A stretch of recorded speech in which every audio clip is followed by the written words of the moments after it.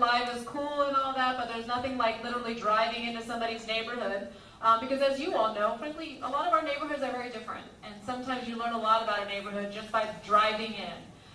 So I'm thankful again for the opportunity to spend with you today. I also want to wish, I am the proud niece of a Navy sailor. I'm also the proud sister of a Navy drill instructor. And today is the Navy's 250th birthday. So do we have any Navy veterans here? Woo!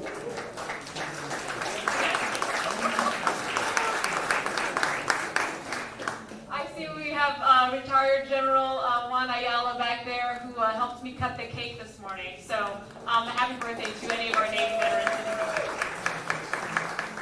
All right, so what I thought I'd do is I'd spend a little bit of time going over the things that are kind of top of mind at City Hall. And for me, that's really budget, right? So I'll talk a little bit about the most immediate, which is kind of what we just did, the 26 budget, the 27 budget, how I'm also thinking about already the bond, right? Kind of that major investment, and then some of the financial considerations when we look at what's happening at the federal level. Okay, this is I think an area where the councilman and I agree, which is we've got to be fiscally responsible. And I think we have to do that, and we're playing a little bit of three-dimensional chess here, given all that's going on, and some of the major muscle movements, as we are literally also having this discussion as the federal government is shut down, right? As the federal government is shut down. So all of these things are are forcing us to make sure that we're being responsible with the resources that we have and frankly also communicating to you about the things, how we're doing that. And then I want to spend a little bit of time on some of the economic development things that I've been working on. That I've said, when I put folks on their council committees, I said everybody's job, regardless of what your actual job is, everybody's job is to do two things. We have to reduce the persistent poverty in our community. And secondly, we've got to make ourselves as economically competitive as possible. Reduce poverty, make ourselves economically competitive. Think about your work, regardless if you're on the Transportation Committee, if you're on the Educational Opportunities Committee, that is ultimately where we are going. I'll never forget, I forget who first told me this story, but I like to think about when JFK was at NASA. And he's walking the halls, and he comes across this janitor, and he says, "What do you do here?" He says, "I'm putting a man on the moon." Right? And that's how I think about, again, how our council needs to be thinking about our work. There are no silos of excellence, as we would call them at the Pentagon. There's only the work that we need to do and how we do it together. Okay? So let's talk a little bit about the financial outlook. We spent FY26, there was a bit of a budget gap, but I'll be honest with you, as I was thinking about 26, I was really also thinking about FY27. FY27, if you all are reading the news, is when we have about $150 million gap in our budget. Okay, property taxes flat, sales tax flat, revenues from the airport down, right? So that has led us to this budget gap. Unsurprisingly, there was a big push to help people understand all the homestead exemptions that applied to them, and not surprisingly, people took them, right? So we've got to make sure that we're being thoughtful about how we close that gap. And for me, that's important because that's just one piece of what we have to do. We have a $150 million gap in FY27. What are we also going to need to start thinking about? The implementation of those federal cuts. That's not an if, it's a when. Those are coming, right? Social Security, Medicare, Medicaid, CHIP, the Children's Health Insurance Plan, as well as SNAP, right? The Food Assistance Program. So we're in a bit of a very challenging time because we've got to close that gap. At the same time, changes in services that we may need to make to close that gap may ultimately impact the most vulnerable who are already going to have less money in their pockets as a result of those federal cuts. Okay, that's just the reality that we're in. So one of the things I've asked the team to do, Eric, is to help us. No one has all the answers, but what we can try to do is we can try to reduce the uncertainty in our community. So what does that look like? I asked Eric and the team to put together, we'd call it at the Pentagon a war game, but here we're going to call it a tabletop. We don't want to scare anybody. The point of it is, though, hey, what are those questions that keep us up at night? What are those scenarios that keep us up at night? And how can we ensure that we're being thoughtful about addressing those risks? Making sure we understand what our assumptions are as we go into those situations, But also, let's understand where we might have some blind spots and some gaps so that we can best work with the county and with some of our partners in the community, right? Because just because the money goes away, as you know, that doesn't mean the need goes away, right? So we've got to be as thoughtful as we can be. I think ultimately then also explain to people, if these changes that happen in our budget, what that's going to mean for people in our community and how we're trying to, at the end of the day, look out for the most vulnerable as well, right? So I know we're going to have a B session, so an information meeting next Wednesday as Eric and the team tries to solicit kind of our thoughts on that and the framework. Let me give you an idea, though, of some of the things I want him to help us understand. So, for example, Metro Health in the city's budget is about $80 million, right? $80 million for public health related things. Half of that comes from federal grants. Half. So, as we're seeing some uncertainty at the federal level, if half of our money, $40 million, goes away because of those federal grants, what does that then mean in our community? Because as you know, it's not just the loss of money, it's also about what those things were doing, helping us understand public health issues in our community. And as you know, no one can forget COVID, right? Public health is probably the area where we are the least resilient. And so that's why I want us to be thoughtful early on to understand, hey, if that money goes away, who's impacted? But now if we know who's impacted, we then as a council can say, actually, we want to make sure that service still exists. How do we do that? As importantly, how do we pay for it? How do we pay for it? Because your councilman was really good, and I applaud him for being, if anything, he was consistent, and kind of wagging that analysis that says, hey, there's this staffing analysis about the number of police officers we said we would hire on, and now understanding that was a different fiscal environment that informed that. The thing is, we didn't have any kind of similar analysis on, hey, how many public health officials do we need in our community? How many mental health professionals do we need in our community, right? How many public works folks? How many of the other kinds of folks do we need in our community? And so I think we also need to have that same level of due diligence, because it's not just, again, the people, it's also the service they provide. So I think this table talk will help us explore some of those really pressing questions for us, help us understand where we might see some effects, but then also understand, hey, actually, as a council, we want to make sure that's still provided. Now, how do we best do that, and how do we pay for it? And then how do we pay for it, okay? So that's what 27 is looking like, and again, we'll have that initial discussion on the framework. Come on in! We'll have that initial that B session next week. The other thing that's also top of mind for me is the bond, The bond, as you know, that kind of investment that we make every 5 years, that big kind of, hey, these are the big infrastructure things that we want to invest in our community. And if you looked historically at how that had grown over time, so in 2017, that was about $800 million. In 2022, that was $1.2 billion. So if that was increasing as expected, 2027, you could have counted on a $1.9 billion bond. That is not where we're at. That is not where we're at based on the fiscal realities. We are at a $500 million limit. So that's like saying, hey, you're gonna go to the grocery store with 20 bucks, and you're actually only able to buy $5 worth of stuff. And oh, by the way, $5 doesn't go as far as it used to, right? Which we're all living through right now. And so that's the other thing that is kind of in the back of my mind, which is we thought we were gonna, again, we only do that every 5 years. So to think that our credit card we thought was gonna have 20 bucks on it, only has $5 on it, now it really comes down to prioritization, right? How are we gonna prioritize those things? Because you know what? I know what folks want. They want money for flood projects. Some folks want money for affordable housing, right? Some folks want money for downtown revitalization. Well, 500 is all we're dealing with right now. So now it's about how do we prioritize, right? So we'll have that, and each of these exercises will help us do that. Let me talk a little bit about what has gone into the bond that we know of, right? So one of the things that Eric mentioned in June, actually, that the first bill for the downtown revitalization would be $220 to $250 million, right? That's the infrastructure that supports the downtown development. Now, during the budget season, that's when we found out that we were going from 1.9 billion to 500 million. And so I asked him, I was like, hey, Eric, are we still looking at 220 to 250 then for that first bond for the downtown development? And he said, we're going to have to scope that down. We're going to have to rescope that. So that was about 3 weeks ago at this point. So he owes us an answer on what that new number might be, right? So that's one piece of it.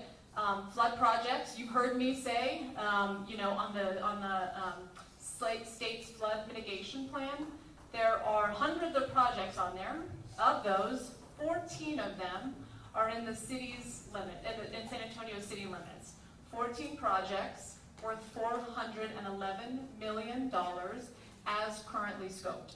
And I think Councilman District 10 has a couple in there. I forget the number off the top of my head. I visited all 14 of them just to kind of put my own eyes on them to see what we're dealing with. And a lot of it is about making some modifications to be able to raise homes or remove homes rather from the floodplain, right? 14 projects though, $411 million. So even as currently scoped, right? If we wanted to pay for all those projects, that only leaves 89 million for other things in our community, right? So again, it's really going to come down to prioritization. And I bet I get a flood project question in here because I have had each of the town halls that I've had, everyone's always raised, what about in my neighborhood, right? Flood projects in my neighborhood. We dealt with this actually when I had my town hall in D3 at Lyons, where they talked about a flood 300 Channing.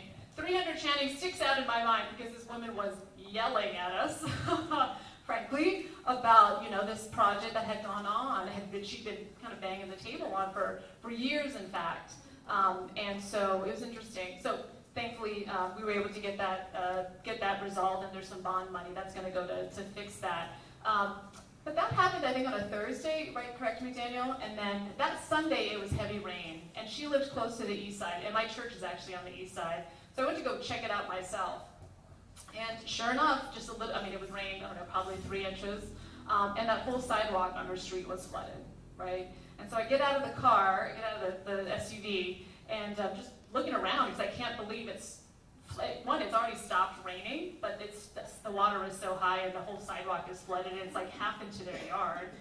So in my mind, right, having owned a home, it's like, well, 1, this is bad for the foundation. 2, this is probably also bad for your property value, right? So we're standing out there and the gentleman, one of the homeowners comes out and he explains to me at least what he thought happened. There was a major construction project on the other side of the street. And he said when they built that, they had all these 18-wheelers come in and it messed up the road and it messed up now the flow on the street. So the sidewalk and the street, there was hardly any sidewalk, right? So now it served as the drainage. And so, but again, she had been highlighted. And I said, yeah, well, your neighbor was just at a town hall. And they said, oh yeah, that's Mrs. So-and-so. So it was unfortunate that these folks were united in their flood project misery here. But when I say all that to show you, 1, we've got 14 major projects on the state's flood list. I think we also all recognize, though, that there are lots and lots of those kinds of flood projects all throughout the community that we also want to make sure that we prioritize funding for. So prioritizing it, and then how do we make sure that we fund as much of it as possible. So I talked about downtown, I talked about the bonds, and of course, yes, affordable housing. Affordability. This is, frankly, the thing I hear the most out at town halls where it comes to, frankly, the price of food, the price of housing, the price of energy, and of course the price of food, right? The price of food. So I think we all recognize that it's just a very challenging economy, and we've got to be smart with the resources that we have in light of some of the federal cuts that are coming. Let me also, the budget session was also really, I think, helpful for my colleagues. There was a particular session that you all, if you had time, you were watching, and if you were, God bless your soul. But it was about tax investment, tax increment reinvestment zone. So TERS. Who knows what a TERS is?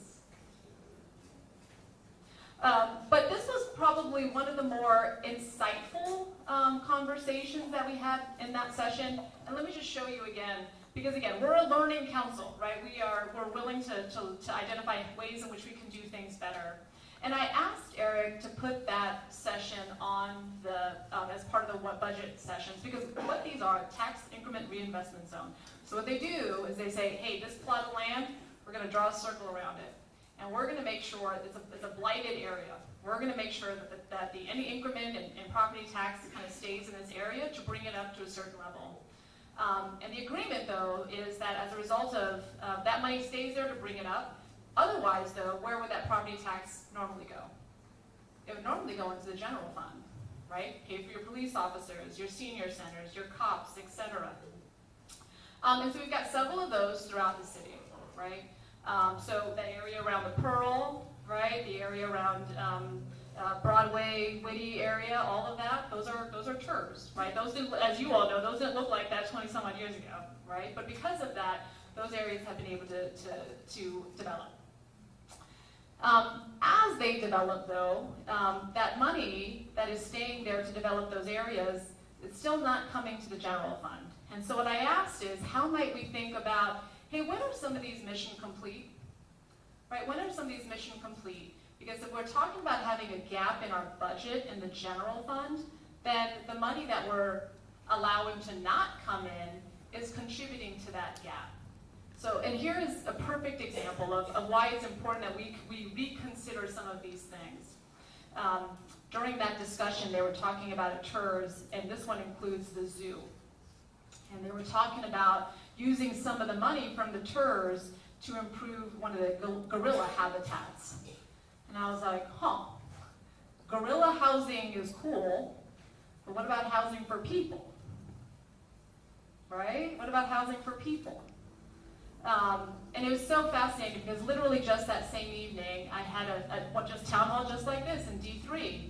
And I was doggone yelling into my microphone because the HVAC system in that senior center wasn't working properly. So they had a fan about as tall as that, but loud, right behind me.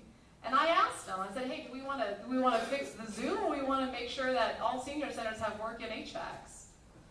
That was a pretty clear answer from that audience. And I say all that again just to understand, while we have a budget gap, there are ways in which we might be more thoughtful about how we bring money back into the general fund based on needs throughout our community, right? Based on needs throughout our community. So I think we'll have a more structured conversation about how we can review all of those projects and determine, hey, do we fund gorilla housing or do we fund some other things on the priority list, right? Okay. I think it's really, really important that we are trying to be as aggressive as possible in bringing good paying jobs here to San Antonio. We have a strategic advantage in the defense ecosystem that we have here. I know it firsthand, but I also, have seen it uniquely when I served at the Pentagon, the unique role that our community plays when it comes to the defense ecosystem. Given what is happening at the federal level, frankly, with tariffs and whatnot, we're seeing an increase in interest from foreign companies, frankly, wanting to partner and do business here in the U.S. Texas, thankfully, has a really good reputation when it comes to some of these businesses. So one of the delegations I was able to host a couple of weeks ago, it's called TEMA, Texas Electrical and Electronic Manufacturing Association.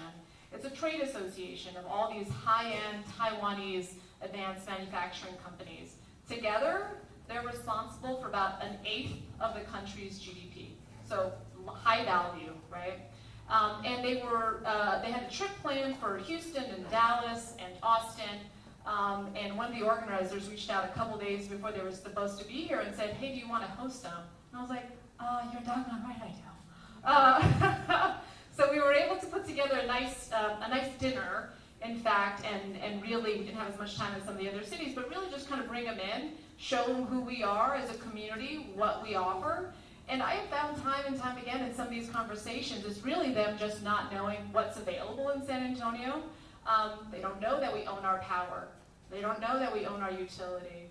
They don't know that we're Military City USA, right? They don't know that we have Southwest Research Institute or Port San Antonio or some of these other major kind of research institutions that can be quite helpful both on the defense side and on the civil application side. So we had a nice dinner, and as you know, there's nothing like a personal touch, right? So Taiwanese delegation, we hosted that at Best Quality Daughter, and that was important. Actually, Jen Dobberton, the one who owns that restaurant, her mother is from Taiwan. So as soon as they heard that, we scored a lot of points. Had a little lion dance for them too, scored some more points. Y'all, I have nothing if not putting some points on the board.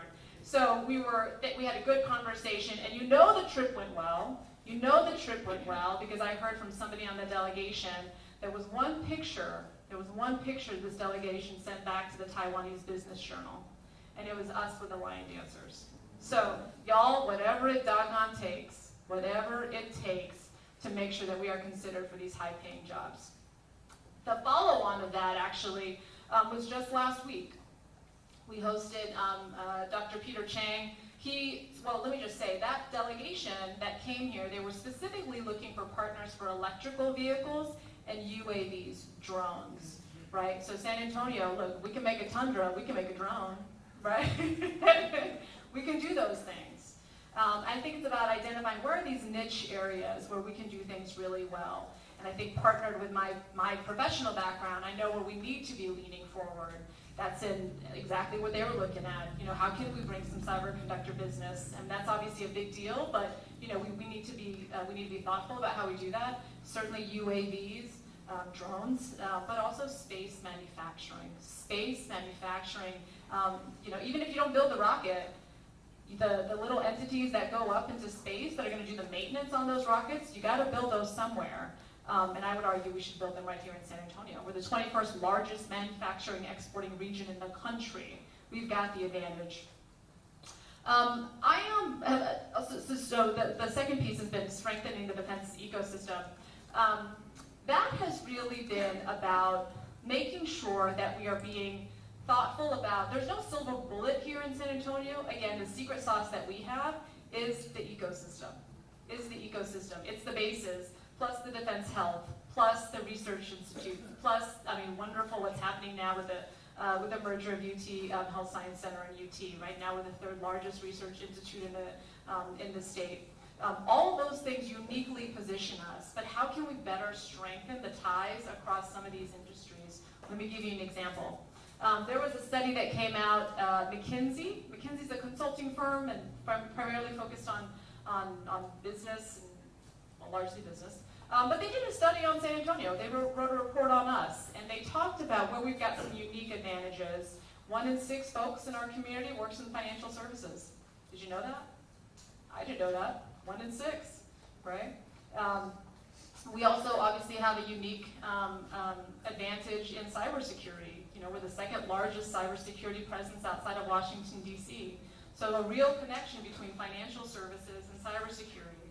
The other area where we've got obviously an advantage is in the biomed space, right? So biomed, IT, cybersecurity, these are all things, when you looked at a map, they were like on their chart, they were like dots that were separated, and it was just so clear that our job, if we really want to make 1 + 2, 1 + 1 = 3, we strengthen the connections between those things, right? The other thing, though, that's jumped out at me when I've looked at some studies that are done by some of our really good folks here in San Antonio, one of those groups is Greater SATX. Anyone know this group?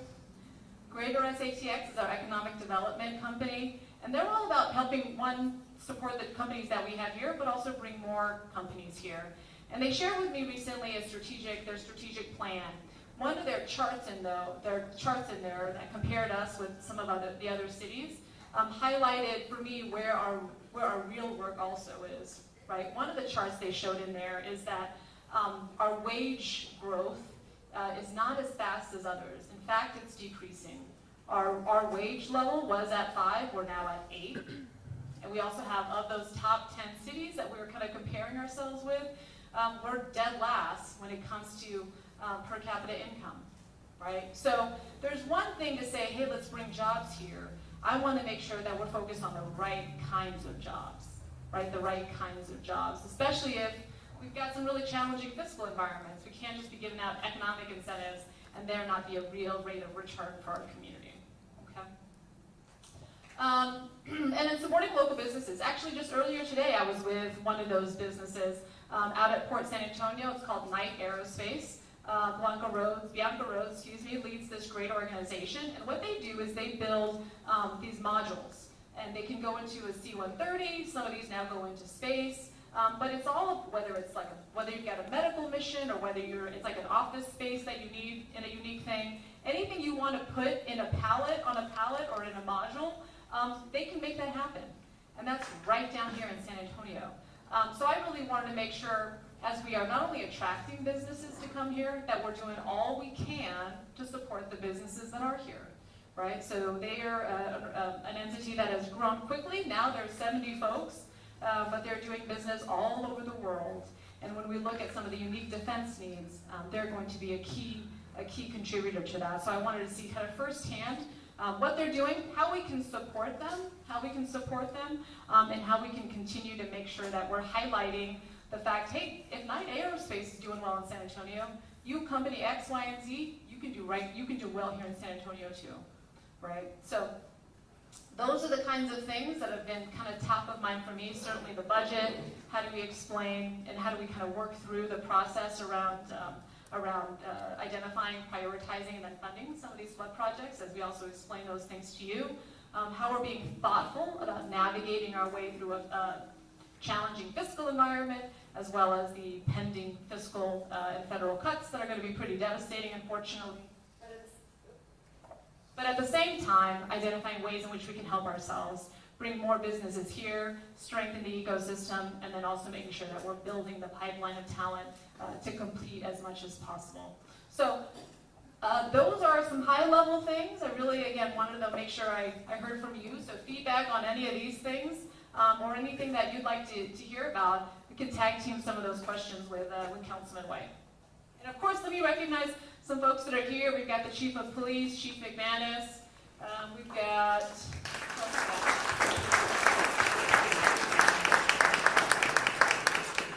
we've got Jeff Coyle here, all things airport, and lots of other things. Is that anybody else from the city? Okay. All right, y'all, your time. Yes, ma'am.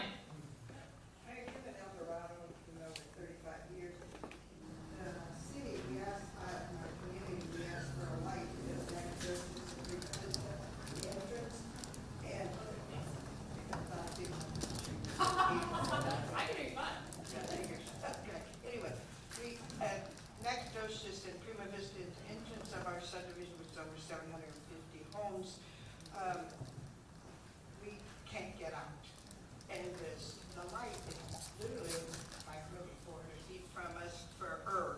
And there's a light, but it doesn't help us to come in and out. We now have a new restaurant that moved in to the corner of our establishment trying to get in.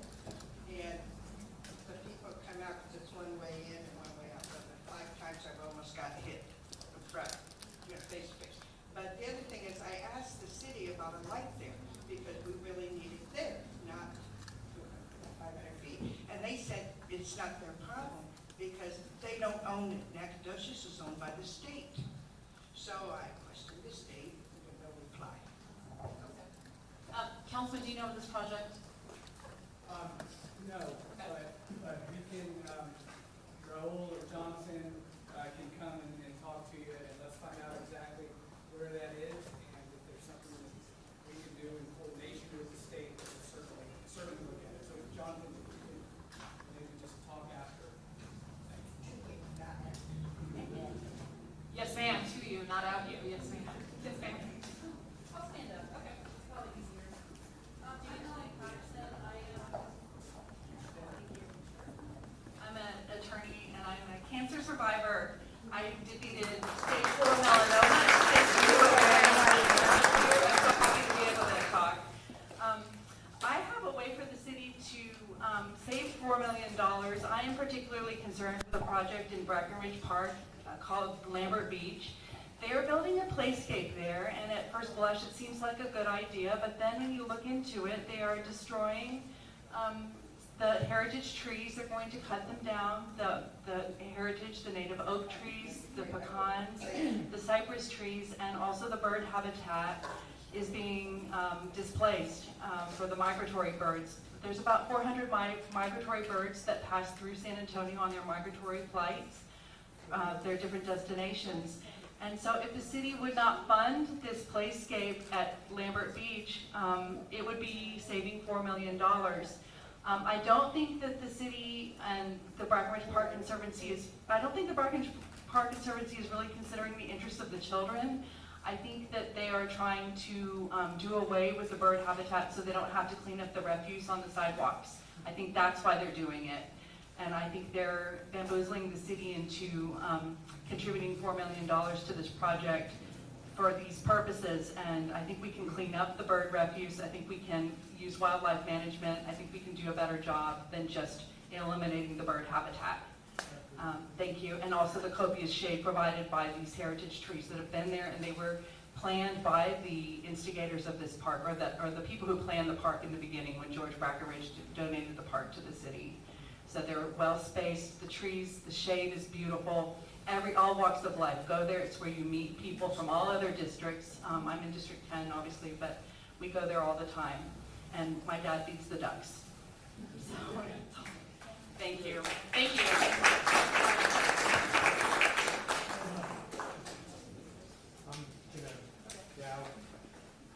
I'll be joining them for a tour of the beach next week, and I invite a couple other people, including Gina, to join us.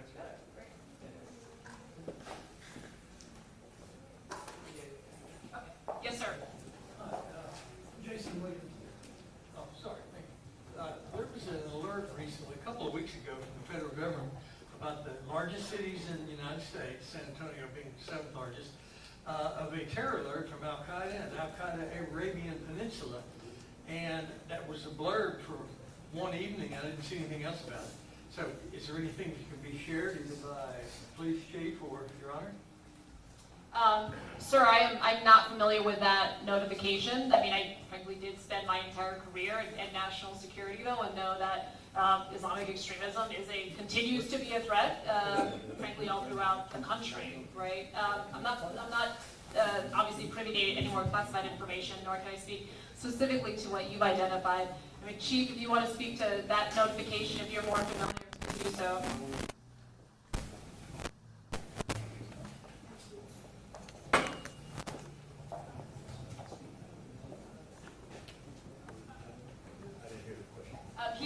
There was a notification a couple of weeks ago about a threat from Al-Qaeda in the Arabian Peninsula.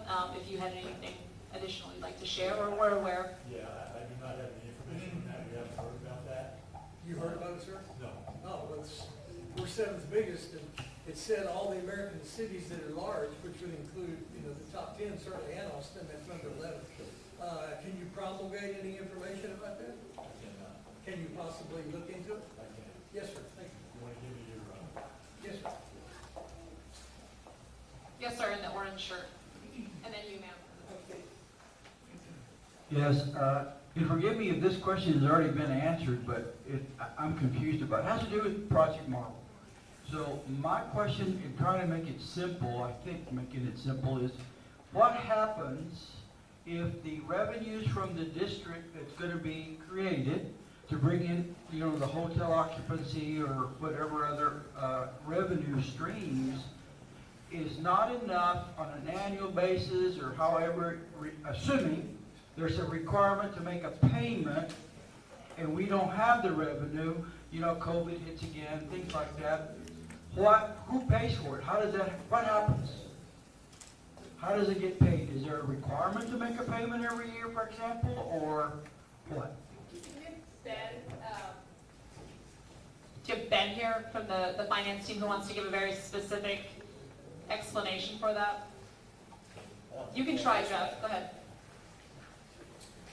The term sheet, which of course is a non-binding agreement at this point, does not put the onus on the city. So yes, there would be debt issue that would have to be paid, but if the hotel revenues, the state hotel revenues from the district don't generate the money projected, it's on the spurs to meet those obligations. that helps me know where to go next, because it was so unclear. And I'm not sure if that needs to be explained in more detail, because I have other friends that are thinking the same thing. They don't know who would pay for it. And of course, their concern is it gonna come back, would it come back to us as general taxpayers? Yeah, no, I think those are fair questions and fair concerns to make sure that, look, you know, the fine print is exactly as ironclad as it needs to be. We've got, you know, several examples where, you know, we probably needed a tighter contract. So, and especially as we go into a difficult fiscal environment, we want to make sure that we know who exactly is on the hook if things don't play out as expected. Oh, yes, ma'am. Good evening, Mayor. Good evening, Councilman. Both of you asked for my vote, and I gave it to both of you. So I wanted to first let you know that, as well as influenced a lot of the other people that I know to vote for you. So I want to thank you both for working so hard and trying to keep your word from your platforms. I like the fact that you plan to try to figure out how to prioritize what we're going to spend the budget on, and that healthcare is important to you, as well as senior citizens. I myself got to join that club age 62 this year, and so I think it's really important that as we move forward projects like Marvel and others, that the people with fixed incomes and folks that have disabilities who do not have the income to help with these kinds of projects are protected as you guys figure out healthcare. I am the executive director of Beat AIDS here in San Antonio and help the vulnerable populations every day when I go to work. And I would like for you guys to both also help vulnerable populations. Thank you. Thank you for your work. One of the other things, to your point, we're always thinking about, I called it the Mrs. Martinez test, right? We got to be able to explain it. What are we doing with Mrs. Martinez's money? But how does Mrs. Martinez understand that these investments are good for not only her, but for the community? Because as we're doing these major projects downtown, and there's a challenging fiscal environment, and there's going to be federal cuts, right? Social Security, Medicare, Medicaid, CHIP, SNAP. We also know what is happening in our own community. You may have already seen SAWS, right? Mr. Fuentes SAWS, they've talked about the rate increase they're going to come to the community asking for. So as the mayor, I sit on the board of SAWS and CPS. And unfortunately, there are just years and years of delayed capital projects for SAWS. Treatment plants, those things should have been, frankly, some of those renovations should have been done years ago, but they weren't. So now it's time, right? And unfortunately, it's a very expensive time to do those things. And as you know, with renovations, the longer you wait, the more expensive they get. So that is what we're dealing with on the SAWS side. On the CPS side, they've also said they're going to come to us for a rate increase. Power generation is something that frankly, we know that we are a growing community, and we know we need to meet the demands that we have today, as well as make sure we have the power to support the companies that we're trying to attract here. When I talk to businesses, they care about two things. Can you support my power need? Well, they care about a lot of things, but the two ones that always come up top, can you support my power needs? And how are those direct flights looking? Right? So the power needs piece is really, really important because this is, as if you all are reading the news, you are seeing that it's becoming more and more expensive to build these things, but we're needing more and more power to compete. And again, the fact that we own our utility is a strategic advantage, but I've always asked SAWS and CPS, hey, you got to explain those investments to me in 4 ways. How does that help families? How does that help small businesses? How does that help Toyota? And how does that help the Toyota we're trying to attract here? Right, in those 4 things. And if you can tell me how it does those 4 things, then I'm going to be good, because then I can explain it to my neighbors about why we're making these investments in the way we are and when we are. Because as we just said, there's a lot of things we've got to prioritize our investments on. But thank you for what you do. Thanks for the question, too. Yes, sir. You want to add anything, Councilman? No? You good? Go ahead. Sir. I have a couple of things. It's like, these are all true false, right? True false? Project Marvel. Okay. All right. The first haven't completed the current lease that they have. And what happens they've been here 25 years, what happens 25 years from now? And the question, were all of the promised benefits and economic impact for the current arena for the surrounding neighborhoods, were those realized? Because it sounds like they weren't. Yeah, we have someone here from the Spurs. Do you want to answer those? You're more than welcome. Hello, everyone. Good evening. My name is Andrew Solano. I'm the political director for the Win Together campaign. Thank you, Mayor. Oh, talk a little bit closer. Yes, speaking. All right. First of all, thank you for the mayor for putting this together. Sir, your question, the answer to the first question is in this term sheet that the city council negotiated. No, hold on. His question was, what is it, the promises from around the first one? Were First of all, were the promises that were made to the communities where the current arena is at, did those communities see what they were promised? Okay, so let's answer that question. Go ahead. So the negotiated contracts were completed. The other ones were hopes and aspirations. And we'll be the first ones to acknowledge the elected officials at the time, those did not get completed. So the answer is no. The difference is in this contract, the lessons learned from that, is this is contractual. So the development around the proposed arena is contractual. It has to get done. I'm sorry about that. And y'all are also saying that we are not, that the citizens are not gonna have to pay for this. So I have a question. Family comes into town, I go get a rental car. Am I charged the same price for that rental car as a tourist who comes in? Or are we gonna be exempt from that? Because you've told us we won't have to pay, and that's not true, because if we go get a rental car, we have to pay. So let me, If we go get a hotel room, we have to pay. That's true. Okay?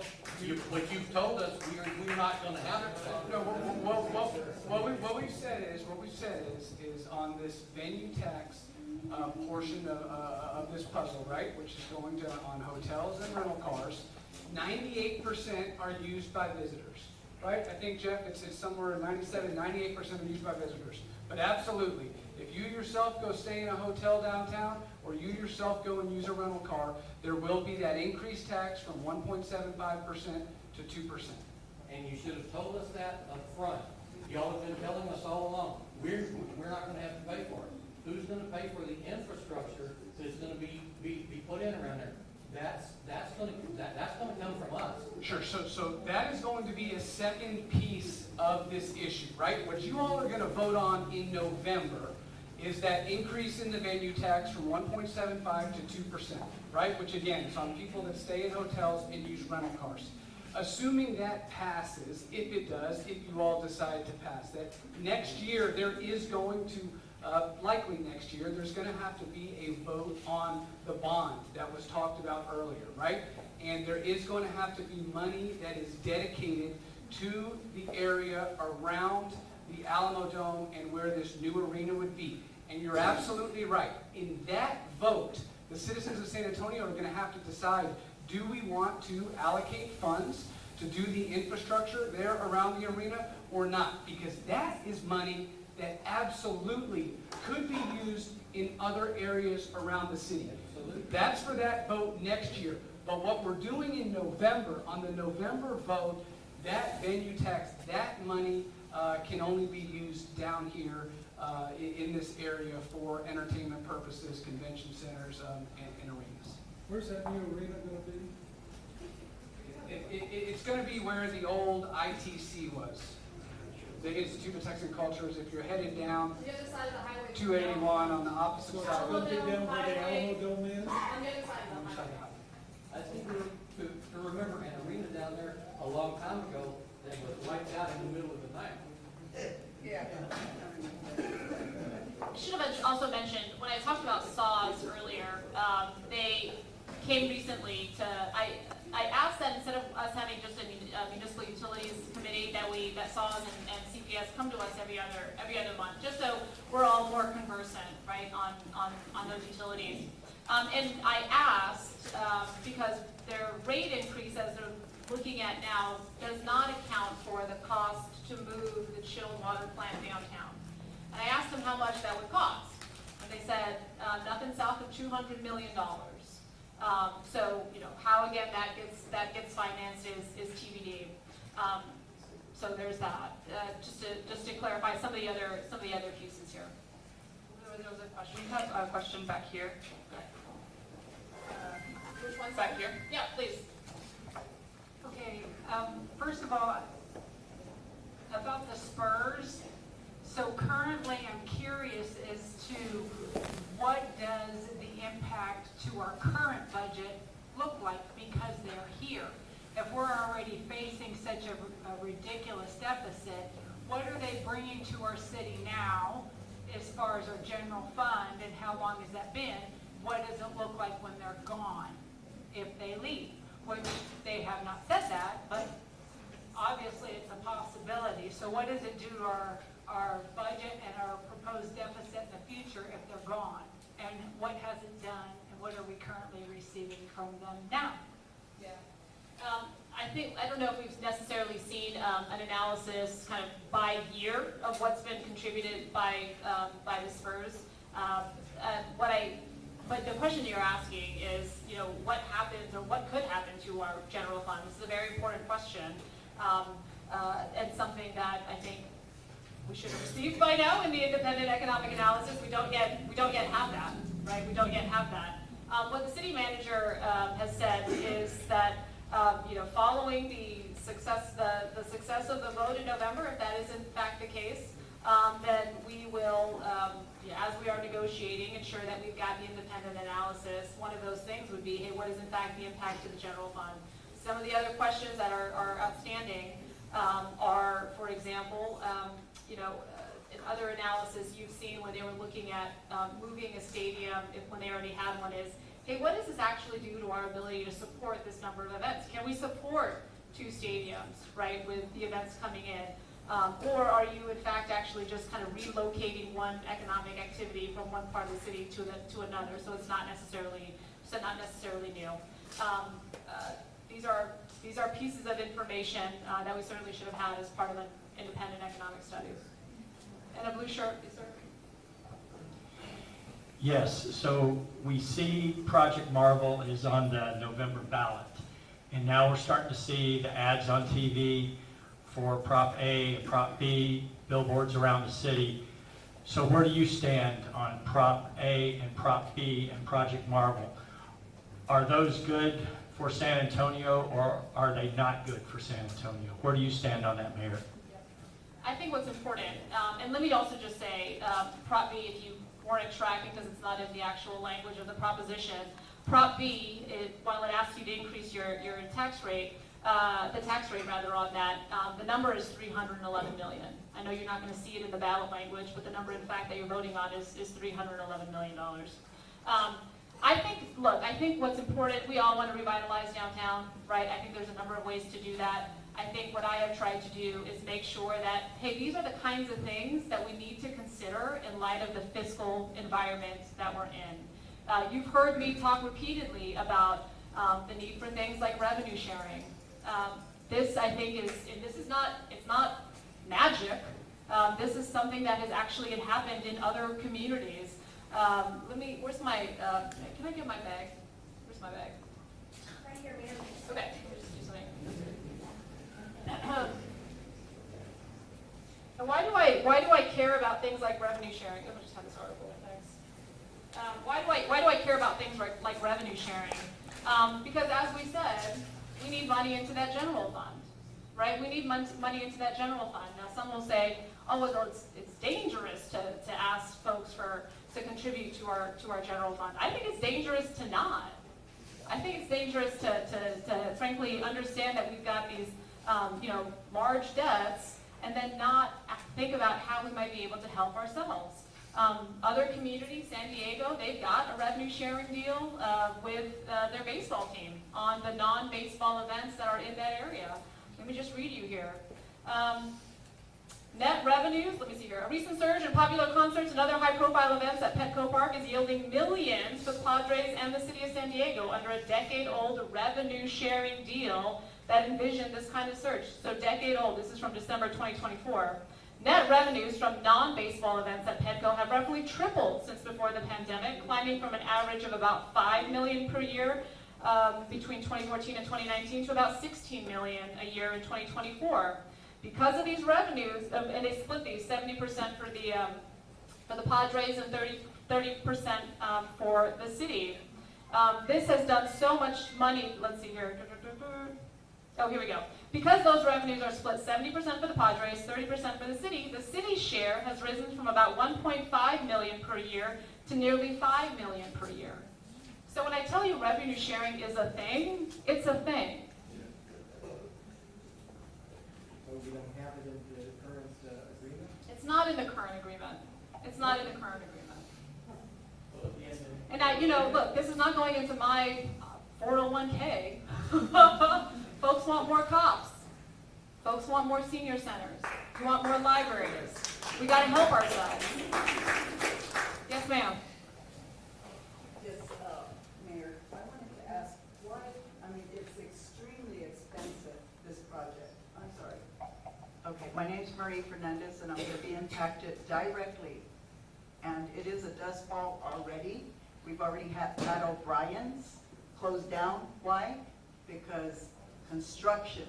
We have a lawsuit from the bicycle club going into effect. Why? Because they're already blocking the traffic and they cannot bring in customers. I am worried that this dust bowl for 15 years is going to first harm our citizens' health. Okay? We're talking 15 years of a dust bowl downtown. Not to mention traffic is impossible right now. Okay, right now. Okay, my question is to you. Why can't we just rehab the beautiful stadium that we spent 30 years ago, hundreds of millions of dollars for the Spurs, which they were the ones that directed everything to build it, and then they decided to change their mind. They didn't want to be there. And then they said, oh, well, we could use it for a football team. 30 years, we've never gotten an NFL football team. In 30 years, how many of those years were we paying $500,000, us taxpayers' money, because the Spurs changed their mind? So we had to pay the upkeep of the current Alamo Dome. We're finally going to start making something on it. Why do we have to fund another one when I am very sure it's a beautiful stadium and it is fixable, whatever is wrong with it? And there's no reason for us to put our community, our state taxes, our government taxes to work on a new project that billionaires can take care of themselves. If you look up who they are, you will find it out. They are billionaires, and they want our tax funds. They could be, and the scare tactic is here. Oh, well, if we don't use the $311 million for the stadium, or for the something like a new stadium, that we're going to lose it. That's not true. What's going to happen is it's going to go back to the general fund, and it's going to be allocated correctly, where we can take care of our poor, where we can fix the Alazan courts or whatever courts need to be fixed, and get rid of all this homelessness. It's stupid for us not to do the right thing and take care of our people.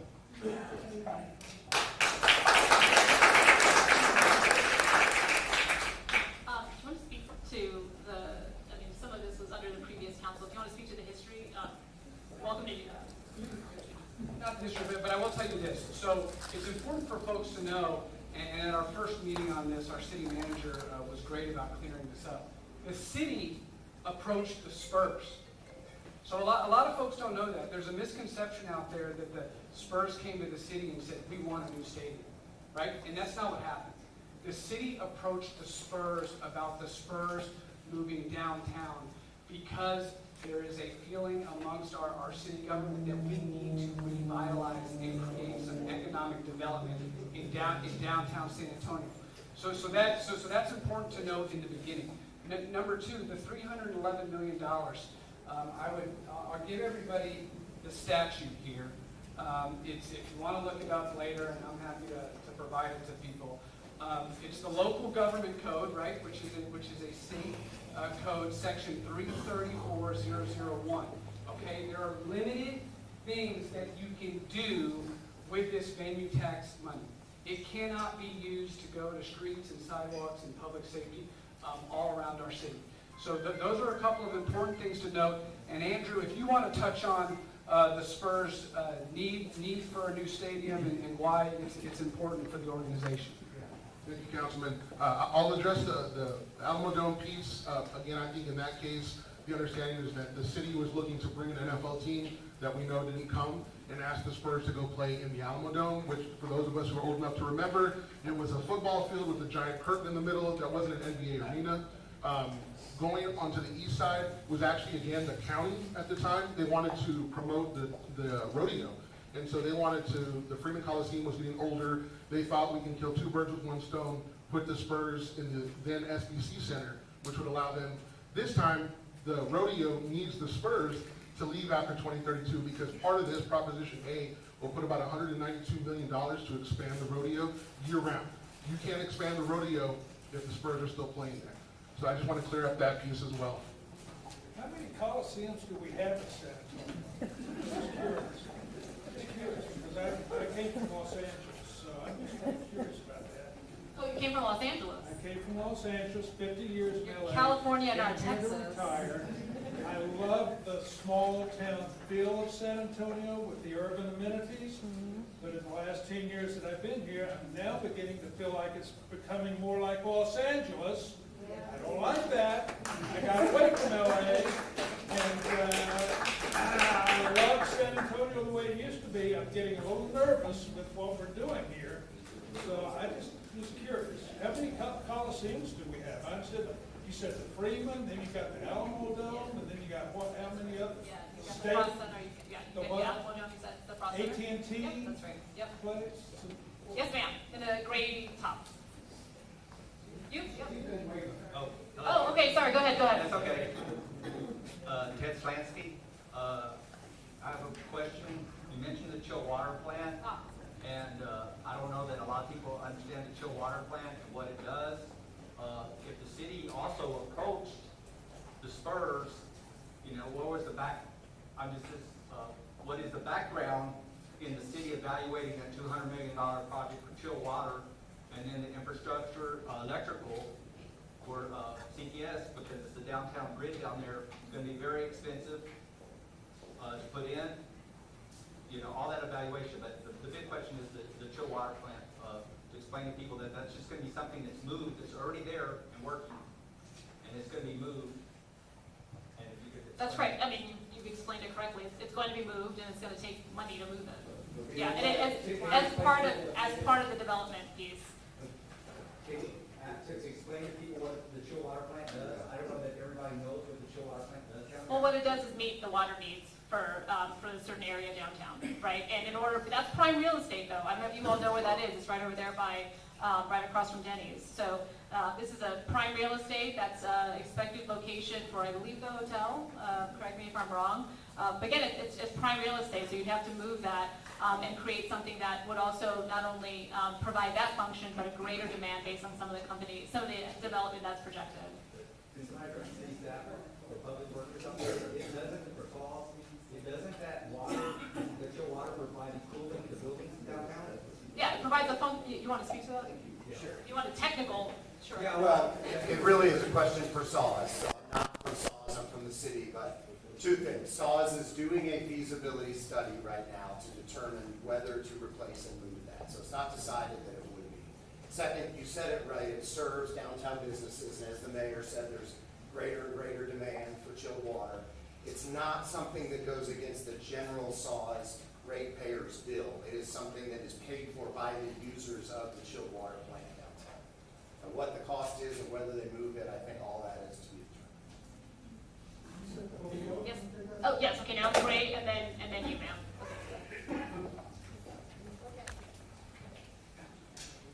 Someone made a comment earlier about San Antonio turning into Los Angeles. With that in mind, there have been comments that have been said about San Antonio being a blue city. There have been things that have been happening with the administration. My concern is, I went to linear high school. I grew up with families all walks of life.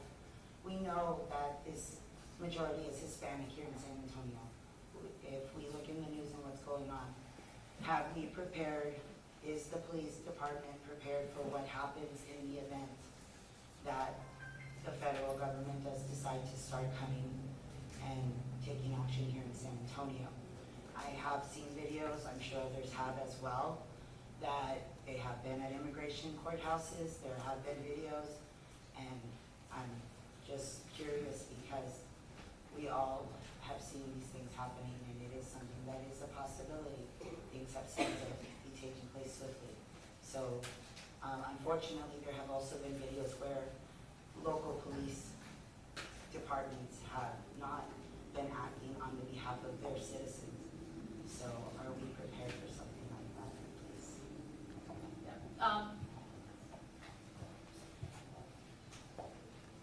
What is happening in our country when it comes to these federal immigration enforcement activities, I think that unfortunately we've seen too many videos of their very extreme actions that have been taken, and thankfully we've seen some reports of those folks also actually being held accountable, right?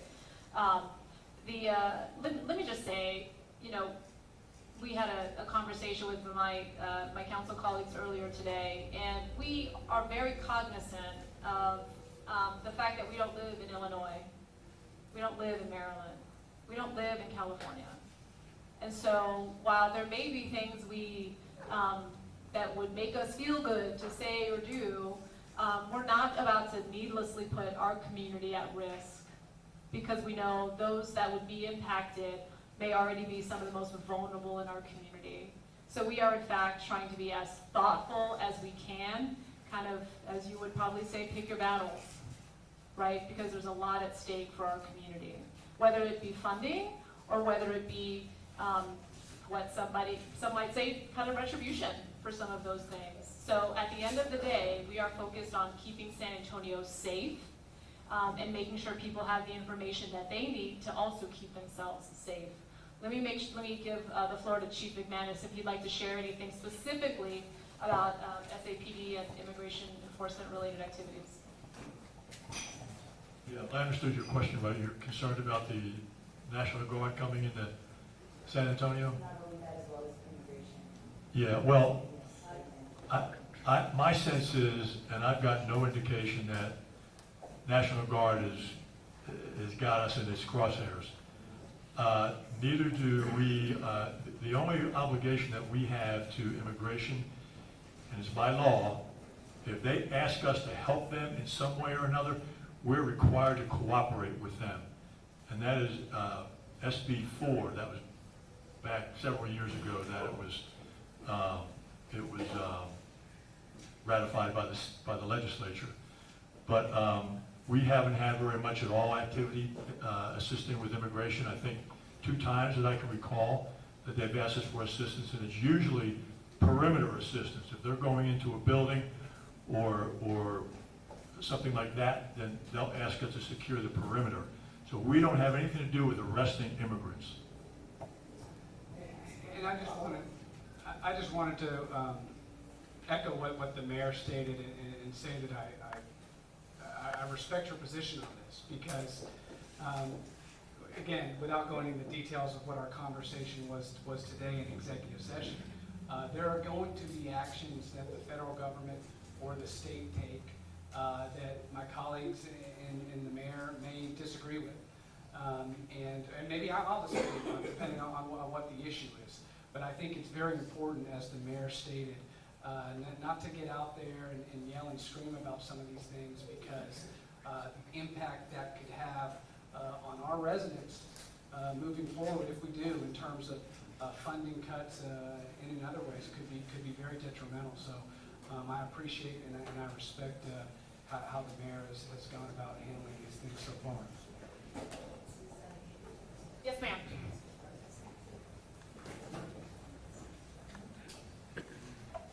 Thank you. My name is Carol Patterson, and I came to San Antonio in 1970 when I married a Texan, and I have been involved in water issues since that time.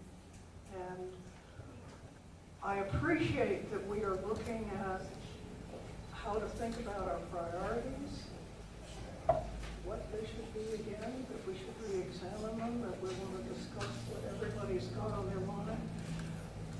I also think the way we solve them is a great opportunity and may be different from what we have always done. And I say that because I would say I started wrong too. I thought that the way you solved water flooding issues, and we've had flooding issues, big ones in 1970, we've had 25-inch rains, we've had 45-inch rains. The rest of the country is maybe beginning to find out what that's like, but it didn't used to be that way. They had maybe 3 inches was a lot of rain. The question is, how can we solve it, not starting at the bottom of the watershed, but starting at the top before it's a problem?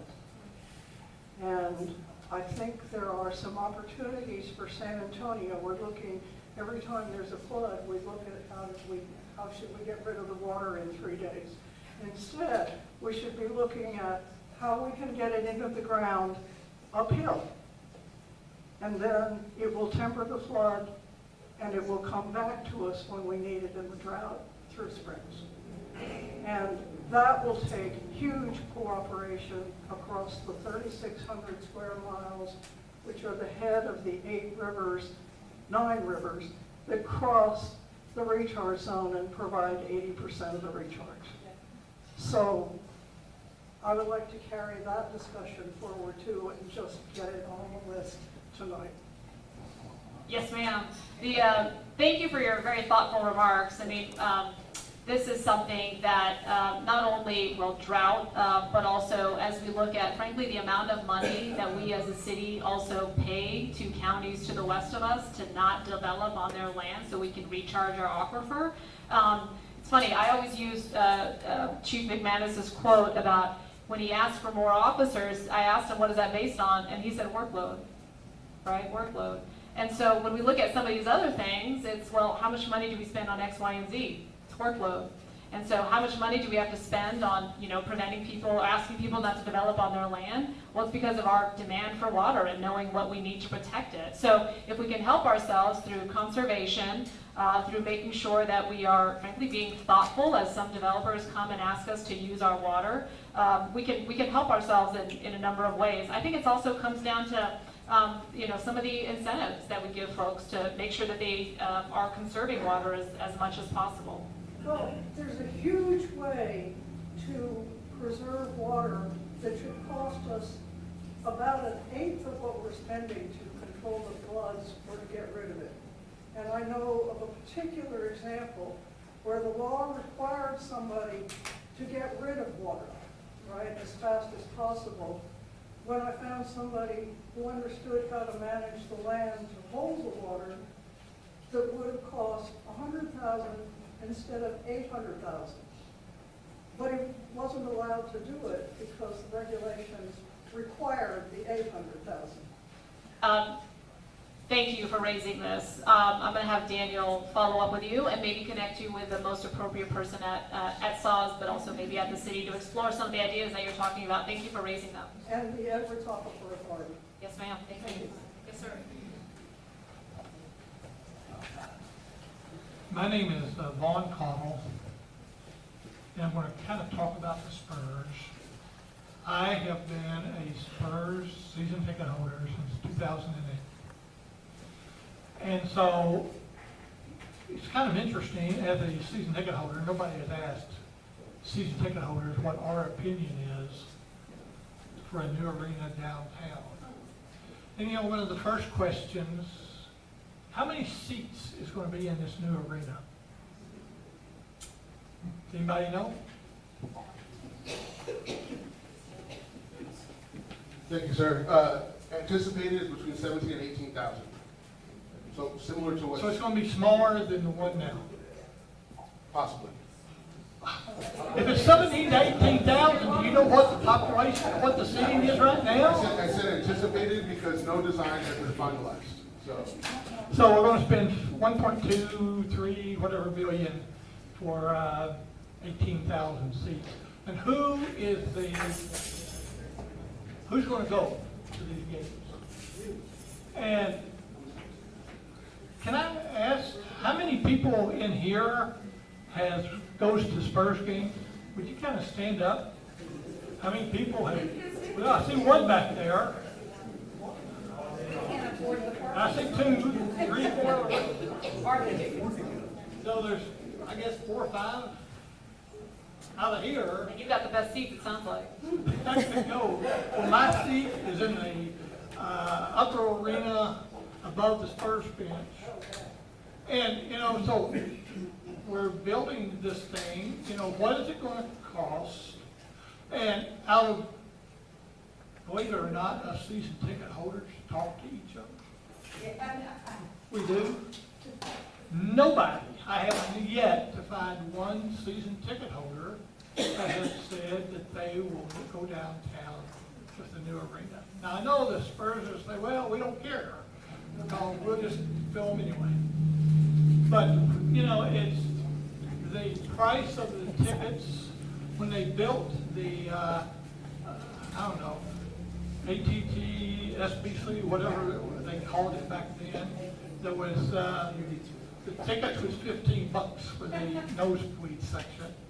And right now, they're probably in the $40 to $50 range. And to me, it looks like what we're building this for is we're building this for all the big businesses.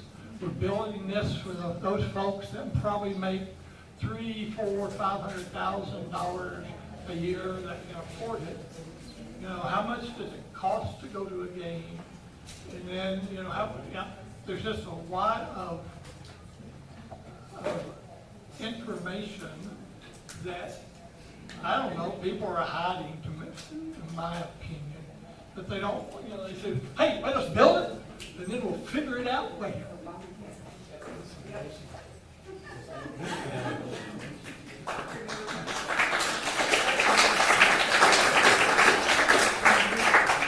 In the Texas hat, please. So with the talk about revenue sharing, how do you expect to attract big businesses to San Antonio when you want to take revenue from the Spurs? Yes, we are trying to basically give them a loan to give them a new arena, and then we expect them to give us a small piece of the pie back. Why can't they pay for the whole thing and then take all of the revenue? And also, how is Project Marvel in its entirety going to benefit District 10?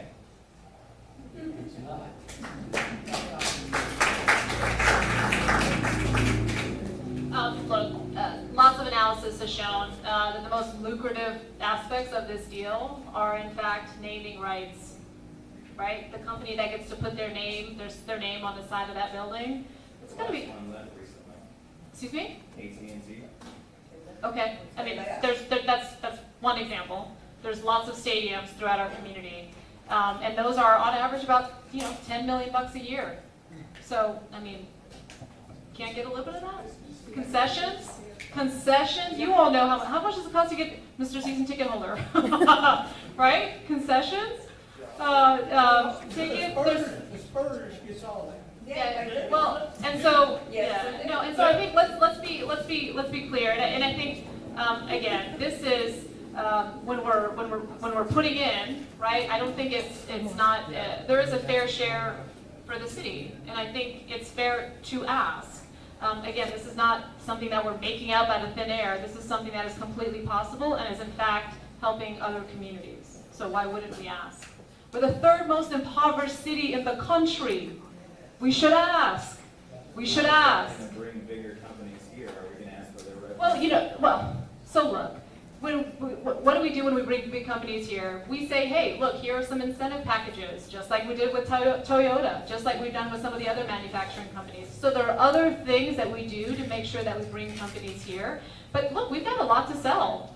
Again, I just mentioned the ecosystem that we've got. It is 10% cheaper to do business in San Antonio than it is, and it's 15% higher to do business in Austin on average. It's 10% cheaper in San Antonio.